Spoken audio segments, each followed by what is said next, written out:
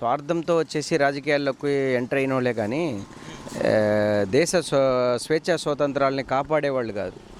ప్రజల్ని దోసుకొని తినే లక్షణాలే కనబడుతున్నాయి కానీ ప్రజాస్వామ్య రక్షణని ఇచ్చే లక్షణాలు కనబడట్లేదు.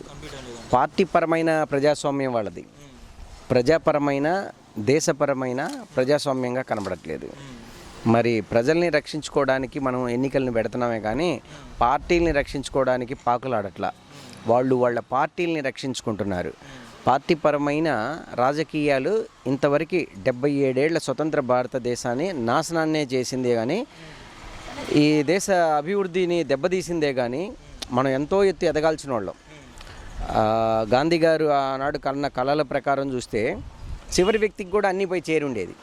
ఇప్పుడు చివరి వ్యక్తికి అన్నీ చేరదు, ఇంకా అడుక్కునే పరిస్థితే ఉంది.